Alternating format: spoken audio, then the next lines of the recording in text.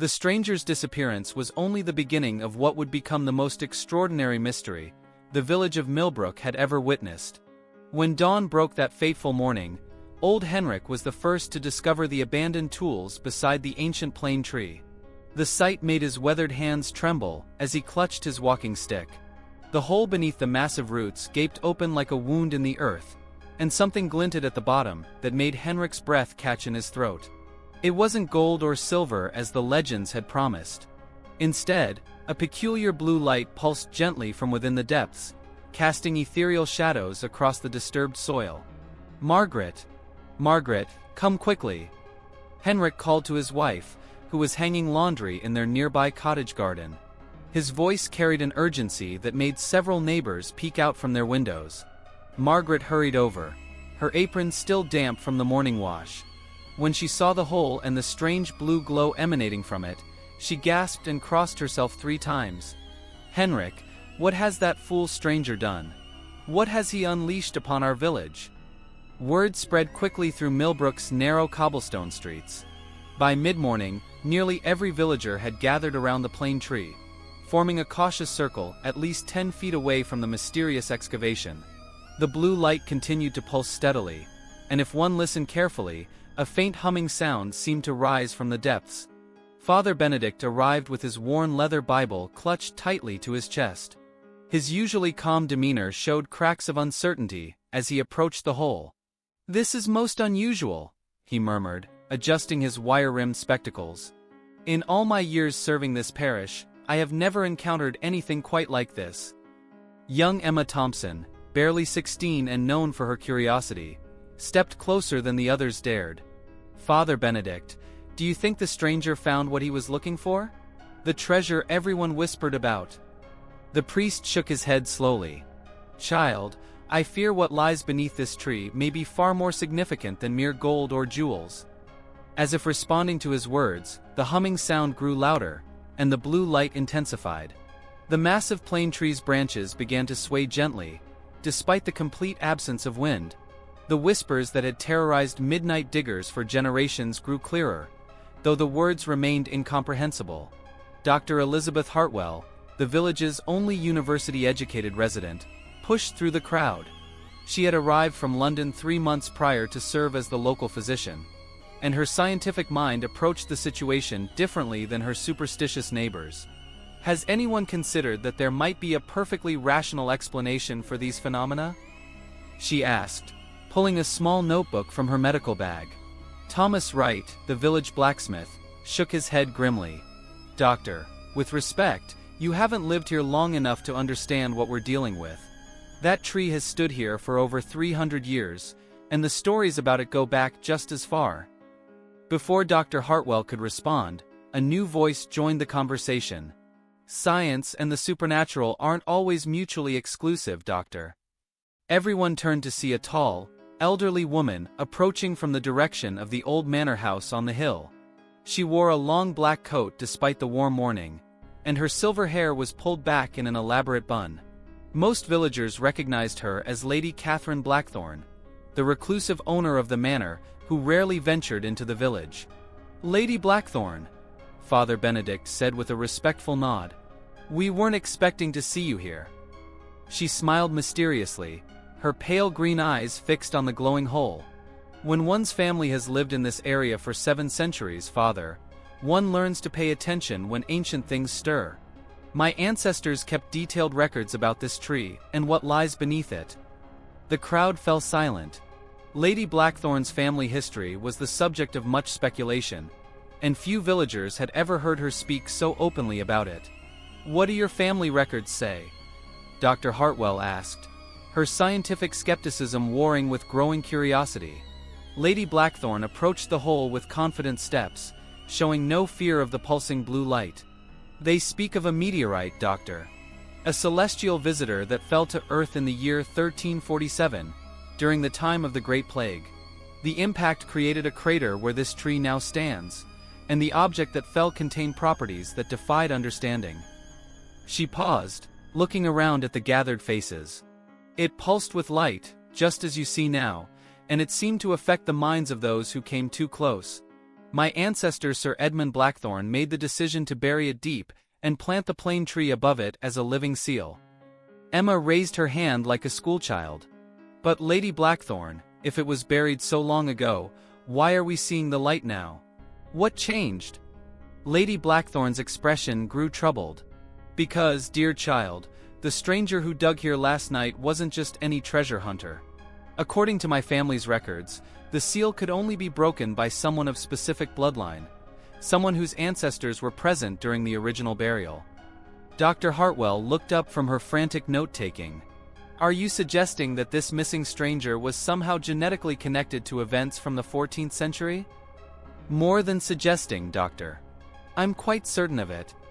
Lady Blackthorne reached into her coat pocket and withdrew a small, leather-bound journal. This belonged to my ancestor, Sir Edmund. He kept records of everyone who helped with the burial, including a young man named Jacob the Wanderer, who disappeared the night after the ceremony. The blue light suddenly flared brighter, causing several villagers to shield their eyes. The humming sound transformed into something that resembled distant music, haunting and beautiful yet somehow alien. The plane tree's ancient branches swayed more dramatically, and leaves began falling despite it being the height of summer. It's responding to the journal, whispered Margaret, clutching her husband's arm tightly. Father Benedict stepped forward. Lady Blackthorne, what became of this Jacob? What happened to him after he disappeared? Lady Blackthorne's eyes remained fixed on the pulsing light. According to Sir Edmund's final entry, Jacob didn't simply disappear. He was taken. The meteorite accepted him, merged with him somehow. Sir Edmund wrote that Jacob became something new, something that existed between the earthly realm and whatever dimension the meteorite originated from. The implications of her words sent a chill through the crowd. Young Emma, however, seemed fascinated rather than frightened. So you think the stranger last night was Jacob's descendant? And the meteorite called him back after all these centuries? I believe Jacob never truly left, Lady Blackthorne replied. I believe he's been waiting, calling to his bloodline through the generations. The whispers in the tree weren't random. They were specifically designed to draw his descendant back. Before anyone could respond, the ground beneath their feet began to vibrate subtly. The blue light pulsed faster, and the musical humming grew more complex. Then, something extraordinary happened. A figure began to materialize in the blue light at the bottom of the hole. At first, it appeared to be just a shimmer, like heat waves rising from summer pavement. But gradually, the outline became more distinct. It was human in shape, but seemed to be composed entirely of the same blue energy that emanated from the meteorite. Dear God! Breathed Father Benedict, his Bible slipping from his trembling hands. The figure raised what appeared to be its hand in a gesture of greeting, and when it spoke, its voice seemed to come from everywhere at once, carried on the wind through the plane tree's rustling leaves. Do not fear me, people of this place. I am Jacob as I once was, though I am also much more now. I have been waiting so very long for my descendant to find his way home. Dr. Hartwell sat down heavily on a nearby stone wall, her rational mind struggling to process what her eyes were seeing. This is impossible. Humans cannot exist as pure energy. The figure of Jacob turned toward her, with what seemed like gentle amusement. Dear scholar, your science is not wrong, merely incomplete. Where I now exist, the laws that govern your physical realm are but one layer of a much larger tapestry. The meteorite was not just rock and metal. It was a bridge, a doorway between dimensions of existence you have yet to discover. Lady Blackthorne stepped closer to the edge of the hole. Jacob, the stranger who was here last night, was he truly your descendant? He was indeed, Jacob replied. Marcus was the great-great-grandson of my great-great-grandson, the last of our line. For 7 centuries, I have watched over his family from within this dimensional space. But I always knew that one day, one of them would hear my call and return to complete the circle. Emma stepped forward bravely. Complete what circle? What did you and Marcus need to finish? Jacob's form seemed to solidify slightly. The meteorite was never meant to remain buried forever. It is a communication device, child, a beacon for my people who exist in the space between dimensions. When it fell to your world centuries ago, it was damaged, its signal scattered and weak. My people have been searching for it ever since." He gestured toward the pulsing blue light. But the device needed to be repaired by someone who could exist in both realms. When I first touched the meteorite 700 years ago, it transformed me, made me into the bridge that was needed. But I could not complete the work alone. I needed another of my bloodline, someone with the genetic memory that would allow them to understand the device's true purpose. Thomas scratched his bearded chin thoughtfully. "So Marcus came here last night not to steal treasure, but to help you fix this beacon?" "Precisely," Jacob confirmed. "And together, we succeeded. The device is now fully operational, its signal clear and strong. My people will be able to find their way back to collect it." Father Benedict retrieved his Bible. "And what of Marcus? What became of him?" Jacob's form brightened with what could only be described as joy. "Marcus made the same choice I did, Father. He chose to join me in the space between worlds. He is here with me now, learning to navigate dimensions that your language has no words to describe." As if summoned by Jacob's words, a second figure began to materialize beside him in the blue light. This one was clearly more human in appearance, though he too seemed to be composed of energy rather than flesh and bone. "Hello everyone," the second figure said, and his voice carried a distinctly modern accent. "I'm Marcus. I know my disappearance must have worried people, but I need you to understand that I'm exactly where I belong. I've seen wonders beyond imagination." Dr. Hartwell stood up slowly. "Marcus, can you explain what you've experienced?" Marcus's energy form seemed to smile. "I can try, Doctor, though your language is limited for such descriptions. Imagine if every moment of time existed simultaneously, if every possible choice and outcome were visible at once. Imagine being able to travel between these possibilities, to explore not just different places but different versions of existence itself." Lady Blackthorn nodded slowly. "This explains so much about your family line, Marcus. The Hartwell name appears in our village records going back centuries, always associated with unusual events."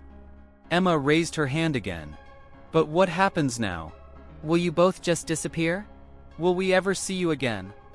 Jacob and Marcus exchanged meaningful looks before Jacob answered. "We will remain here until my people arrive to collect their device. That should happen within the next few days. After that, we will travel with them to help establish proper communication channels between your dimension and ours." "But," Marcus added, "this village has become special to us. The kindness you've shown today, the willingness to listen and try to understand rather than simply fear what you don't comprehend, this marks you as exactly the kind of people who should be among the first to learn about the larger universe." Dr. Hartwell stepped closer to the hole. "Are you saying that contact between our dimensions will continue?" "More than that," Jacob replied. "Your world is ready for the next stage of its development. There are others among your people who carry the genetic markers that allow for interdimensional awareness. They will be contacted in time." He looked directly at Dr. Hartwell. "Your education and open mind, combined with your scientific training, make you an ideal candidate for such preparation, Doctor. If you are willing, we can begin teaching you to perceive beyond the limitations of your current reality." The offer hung in the air like a challenge and an invitation combined. Dr. Hartwell stood silently for a long moment, wrestling with the implications. Finally, she nodded firmly. "I became a doctor to help people, and to expand human understanding. If what you're offering can accomplish both goals on a scale I never imagined, then yes, I'm willing to learn." The blue light pulsed brighter, and both Jacob and Marcus seemed to beam with approval. "Excellent," Jacob said. "Your education begins now." Over the following 3 days, the village of Millbrook became the center of the most extraordinary learning experience in human history. Jacob and Marcus appeared regularly in the blue light, sharing knowledge that revolutionized the villagers' understanding of reality itself. Dr. Hartwell proved to be an exceptional student, quickly grasping concepts that allowed her to perceive energy patterns invisible to normal human senses. Under their guidance, she learned to communicate directly with the consciousness within the meteorite. The other villagers contributed in their own ways. Thomas discovered that his work with metal translated surprisingly well to manipulating interdimensional energy. Emma's natural curiosity made her exceptionally sensitive to the dimensional phenomena. Even Father Benedict found that his spiritual training had prepared him to accept realities beyond the purely physical world.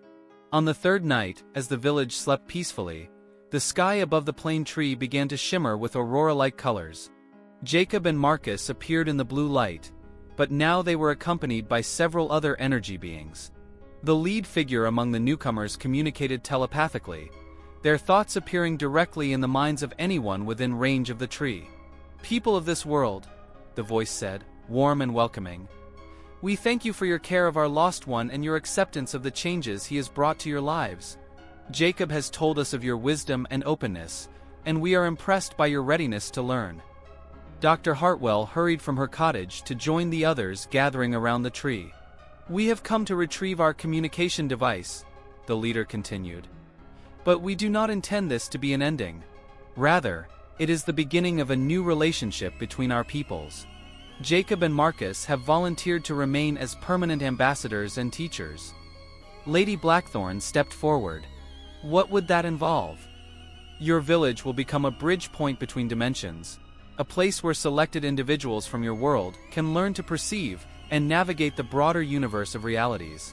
In return, we will share knowledge that will accelerate your species' development." The implications were staggering. Emma asked the question on everyone's mind. What about the rest of the world? Will they know what's happening here? Jacob's familiar voice joined the conversation. "That will be handled gradually, child. Change on such a scale must happen carefully.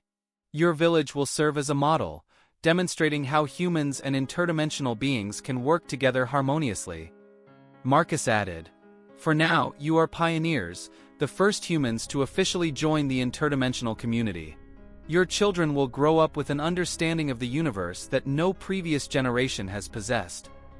The blue light began to intensify, and the meteorite slowly rose from its buried position, floating until it hovered above ground level. The device was beautiful beyond description, a crystalline structure that seemed to contain entire galaxies of swirling light. As the alien visitors prepared to modify their device, they left behind something far more valuable: a permanent portal system that would allow ongoing communication between dimensions. The portal appeared as a subtle shimmer in the air, near the base of the plane tree. "This portal will remain stable for as long as the tree stands," the leader explained. "Jacob and Marcus will continue to exist within the dimensional space it accesses, teaching those who are ready to learn. Dr. Hartwell will serve as the primary coordinator between your world and ours." As dawn approached, the visiting energy beings began to fade. But Jacob and Marcus remained, their forms now permanently anchored to the portal space. "We should establish some kind of schedule," Dr. Hartwell said practically. "People will have questions, and we'll need to maintain our regular lives while adapting to these new opportunities." Jacob laughed, a sound like wind chimes in a gentle breeze. "Very practical, Doctor. This is why you were chosen for this role. Yes, we should establish routines. But remember, you're not just learning new information. You're evolving into new forms of human consciousness." Over the following months, life in Millbrook settled into a new rhythm. The village appeared normal to outside visitors, but beneath this ordinary surface, something extraordinary was taking place. Dr. Hartwell led small groups in discussion sessions under the plane tree 3 times a week. To casual observers, these looked like book clubs. In reality, they were advanced classes in interdimensional perception and communication. Emma, now 18, had become Dr. Hartwell's assistant and showed remarkable aptitude for what Jacob called dimensional navigation. She could perceive probability streams and alternate reality branches with increasing clarity. Thomas discovered that his new abilities allowed him to work with metals in ways that seemed almost magical. His tools lasted longer, his metalwork was stronger, and he could sense the internal stresses in any metal object. Father Benedict integrated his expanded awareness into his spiritual practice, finding that he could offer comfort and guidance to his parishioners in ways that addressed their soul-deep needs across multiple dimensional levels. The most remarkable change was in the village children. Those exposed to the dimensional energies from an early age developed abilities that seemed natural and effortless. They could see energy patterns around living things, communicate telepathically with animals, and sometimes catch glimpses of alternate versions of events. These children grew up knowing that the universe was vast and full of intelligent life, that reality had layers beyond normal human perception. Yet they remained grounded, practical, and kind, their expanded awareness making them more empathetic and wise. As news of Millbrook's prosperity and unusual harmony began to attract attention, visitors would comment on the village's peaceful atmosphere and the remarkable intelligence of its residents. Most attributed these qualities to excellent education and strong community values, never suspecting the true source. Dr. Hartwell began receiving invitations to lecture at universities, gradually introducing concepts that would prepare the broader human community for eventual contact with interdimensional reality.